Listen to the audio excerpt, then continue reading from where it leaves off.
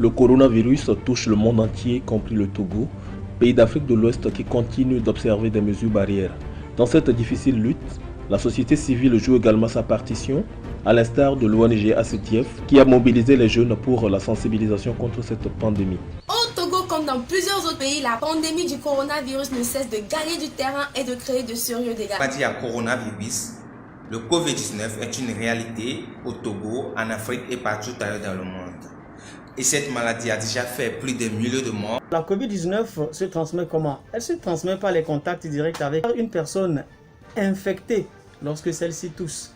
Alors comme signe de la Covid-19, nous pouvons constater la toux, il y a la fièvre également qu'on peut observer, il y a également l'essoufflement. Et quelquefois, lorsque c'est encore plus avancé, nous pouvons parler des difficultés respiratoires. Donc tout de suite, quand tu sens déjà de ces signes, il serait très important d'appeler le 111 pour avoir d'amples informations. Nous allons vous parler du coronavirus, les moyens de contamination, les mesures barrières et ses effets sur les droits humains. On peut le contracter au travers de salive d'une personne infectée, de notre environnement immédiat et de l'attouchement de notre visage par une main infectée. Alors, qu'est-ce qui explique cette propagation rapide-là de cette pandémie? Je vous invite à me suivre au Grand Marché de Kara où mes amis et moi allons vous faire une simulation pour vous montrer comment cette maladie-là se propage.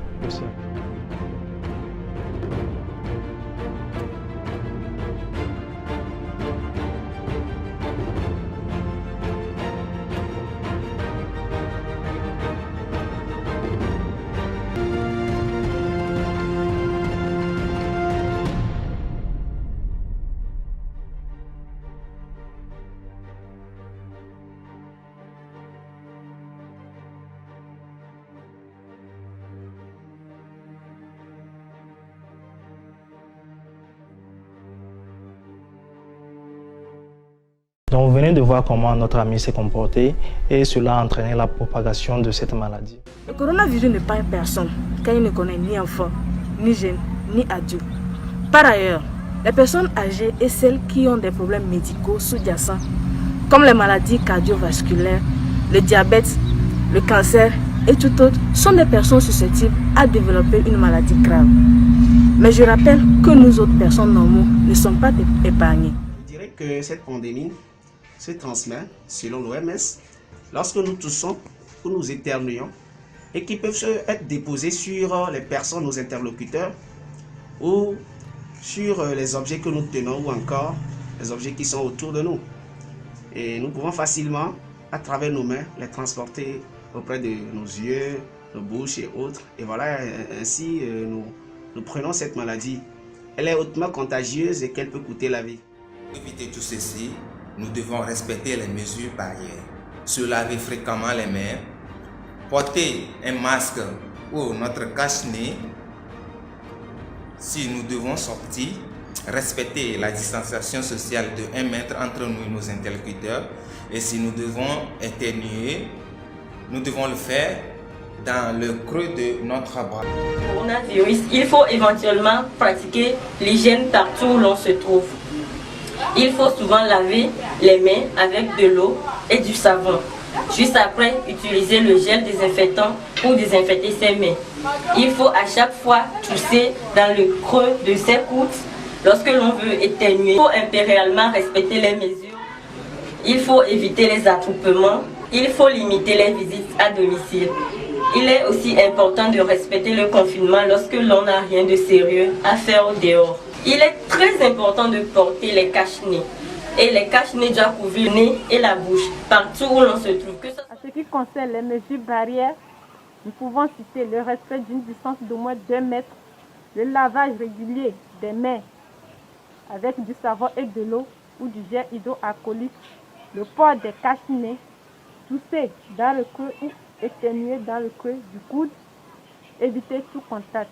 Pour l'éviter donc, nous devons porter les cache-nez, se laver régulièrement les mains à l'aide de l'eau, du savon ou du gel hydroalcoolique, éternuer dans le coude, dans le creux du coude ou dans un mouchoir jetable à usage unique, appliquer la distanciation sociale d'au moins 1 mètre.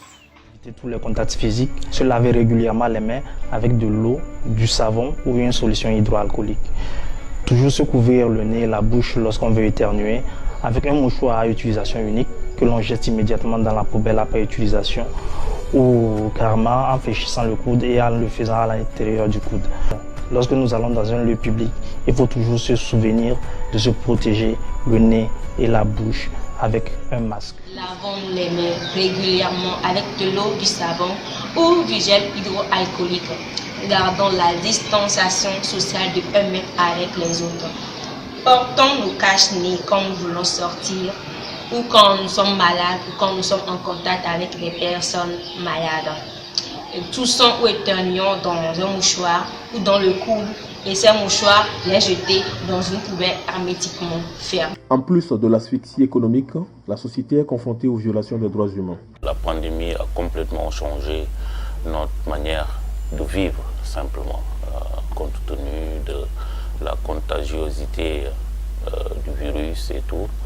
Donc, aujourd'hui, tous les pays du monde sont affectés. Il n'y a pas un seul pays qui ne soit pas affecté par la maladie. Donc cela, évidemment, a mis à mal nos économies, cela a mis à mal nos systèmes sanitaires, cela a mis à mal notre système social, simplement. Donc il est absolument important aujourd'hui de dire que nous avons besoin globalement d'avoir une approche à intégrer, une approche beaucoup plus coordonnée de l'ensemble des pays pour pouvoir faire face à cette pandémie. Toutes ces mesures barrières prises par les autorités publiques ne sont pas sans impact sur nos droits humains. Si nous prenons les lave-mains qui sont faites, ces lave-mains ne sont pas adaptées surtout aux personnes en situation de handicap. C'est une sorte de discrimination. Aujourd'hui, nous ne pouvons pas nous rassembler. Nous ne pouvons pas aller et venir régulièrement. Donc, ce sont des restrictions des droits humains. Mais nous devons faire ces choses pour briser le lien de contamination afin d'être toujours et toujours en bonne santé. Tout ceci n'est pas sans impact sur les droits humains. D'abord, sur les droits civils et politiques, nous notons la restriction des libertés publiques telles que la liberté de réunion, la liberté de manifestation et la liberté d'aller et revenir. Ensuite, sur les droits sociaux tels que le droit de travail, nous remarquons que plusieurs licenciements sont faits de manière abusive ou irrégulière et plusieurs travailleurs sont en chômage technique. Et enfin, les droits économiques et socio-culturels sont impactés par les bourses en baisse à cause de plusieurs entreprises qui sont fermées en cette saison. Les mesures contre ce virus ont eu leurs effets sur les droits humains, notamment l'état d'urgence et des restrictions des libertés. La liberté d'aller et venir, libre circulation des personnes, l'inégale répartition de l'aide de l'État. Le coronavirus a porté atteinte au droit à l'éducation, au droit au travail, au droit sexuel. Nous regardons ou bien nous observons aujourd'hui la diminution, la réduction des activités économiques.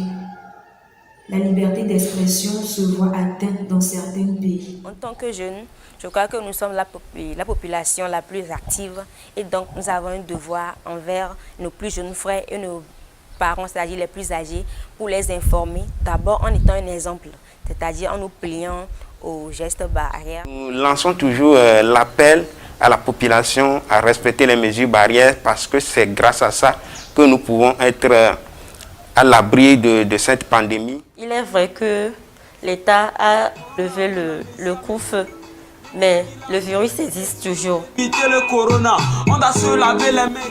tout le monde d'abord prenne conscience de l'existence de cette pandémie.